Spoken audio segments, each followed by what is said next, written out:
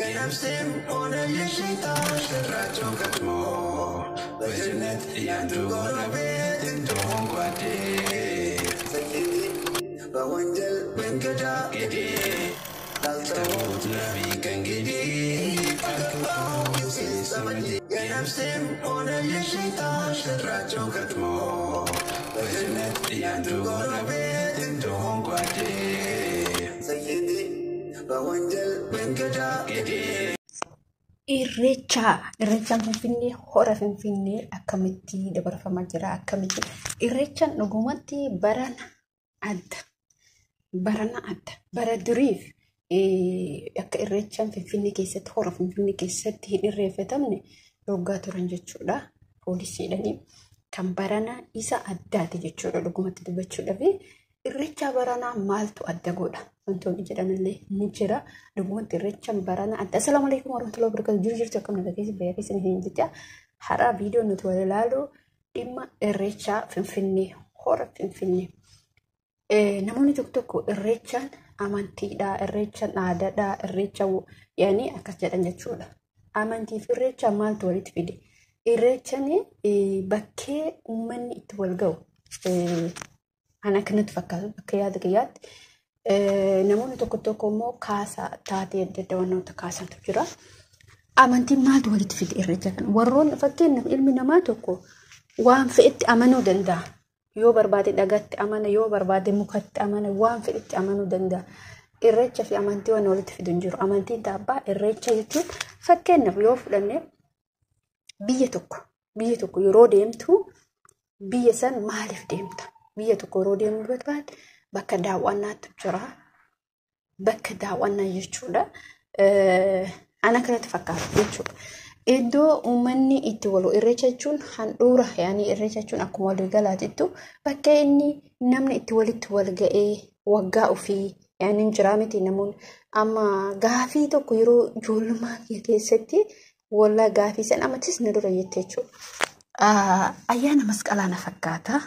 Abboo gisee san dargaggeessi dargaggoon yaani maaliif baatu wanni sun turee jira maaliif isin asitti baatanii yaani gaafii wayituura keessa gaafatame kamitti gaafatame bakka kanatti abboo waan ijoollummaati yaadadha garuu bakka akka jedhametti bakka kanatti dargaggeettiin yaani taabota geessanii yeroo baan waggaadhaan taabota baasan tokko hin jiraa miti.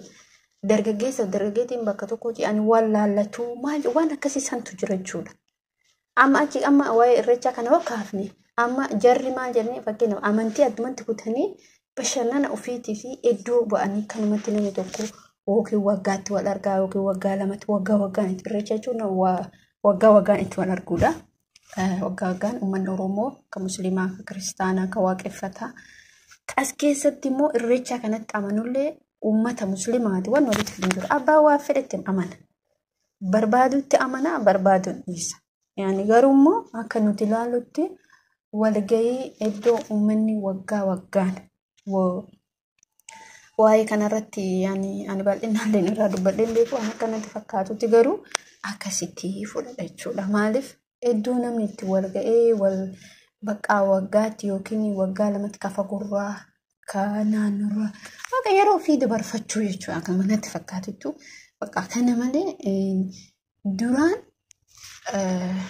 irreechaa kanarratti asuma dhiyoo kanaayyuu irreecha hora finfinnee keessatti hin taa'amu ture hin godhamu ture.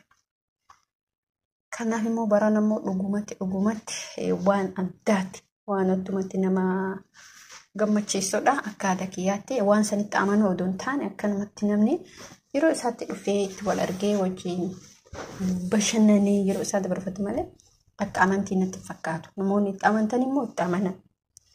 Namoonni itti amanne immoo tiyyuu dhaqaatii yeroo keessan achitti shaashambaa ofirraa jedha dhugumatti baay'ee namatti tola. Akkuma ilaaletti hedduu takka natti tolee jira jechuudha. Haalli barana haalli irreecha itti irreeffamaa jiru dhugumatti jijjiirama guddaatu jira. Abiyyis dubbatee jira jechuudha waan kanarraa jechuun abiyyi nama ajjeesaa abiyyi maal godhodoo jedhamu garuu mootiyyuu otoma ta'u dhugaatti finfinnee keessatti akkatti Ano to hijira ada dakinna. Rabbiin dhaabin garuu warroonni dhaquu barbaadan dhaqa isin jechuu barbaada. Warroonni dhaquun barbaanne mootiyyuu akkanumatti qilleensumarraan zanaafataa jedha akka biyya alaa jirtanii akka biyya keessa jirtanii immoo isinitti haa tolu. Akkasuma warroonni fi Ameerikaa keessa jiraatan Minisoota isaanillee hedduutu akka namatti tola jechuudha. Ni irreeffatu waggaa waggaadhaan irreeffatu Minisootaa keessatti aadaa isaanii waggaadhaan kabaju jechuudha. Akkuma biyya keessatti kanaaf aadaa keessan kabajadha. Akka kootiitti irreecha namatti miti aadaadha. Warroonni amantii jettaniitti amantan itti amanaa. Abbaa maafii itti amanaa garuu beekellee otoo hin taane akkanatti fakkaatutti amantaa miti natti fakkaata. Uummata garaan gubatee jira. Heddumatti dhugumatti garaan gubatee maaliif hojjettanii akkanumatti hin jiraa miti. Isin jechuu barbaada. Waan isin jechuu barbaadu hedduutu akka namatti tola. Irreechaan baranaa. Isin jechuu barbaade hedduutu akka gammadee jechuudha. Maaliif hawaa fedhis ta'u wallaahi baay'ee tokko namatti toludha.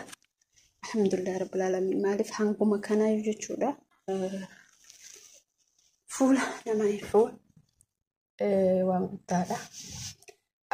Irreechi baranaa akka yeroo haceen biyyeen itti hasalbattu gaafa uummata maaster pilaanii jedhamas akkasuma fakkaata. Akkasitti dhugaa amma uummanni akka haala ajaa'ibaatiin baay'ee namatti tolaa jira wallaahi.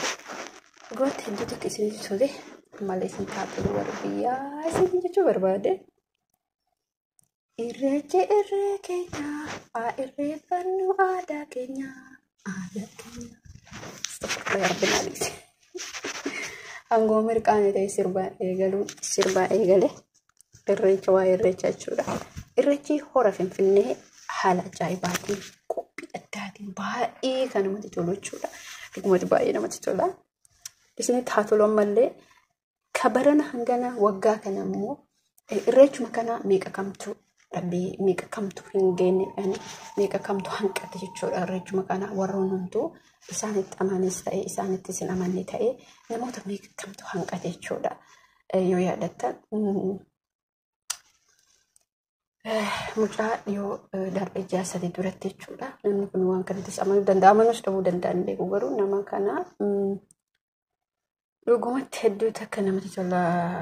Waa'een irreecha baranaa hedduutu akka dinqisiifataa namoota hedduutu dinqisiifataa jira. Haala ajaa'ibaatiin qophii ajaa'ibaatiin dhugumatti biyya keenya dhugumatti bareeddi wallaahi hedduutu akka bareeddi. Kanaaf viidiyoo kana isinitti hin dheeressu utuu isinitti hin dheeressin addaan hin kuuta. Waa'ee kan xiqqoo ishee karaa argattee baraabuu danda'e malee itti yaadallee miti wallaahi itti yaade inshallah irraa hojjechuuf deemaa irraa dubbachuuf deemna. Kana isinin jechuu barbaada. Hojjettoota akka bajamtoota viidiyoo keenya laayik share subscribe gochuun hin dagatinaa isinin jedha. Amma viidiyoo biraatiin walitti deebinuuti turtiin keessan waliin haa ta'u warroon amma laayik share subscribe gootanii muti hojjettoota akka baay'ee isin jaalladha baay'ee isin gaabaacha.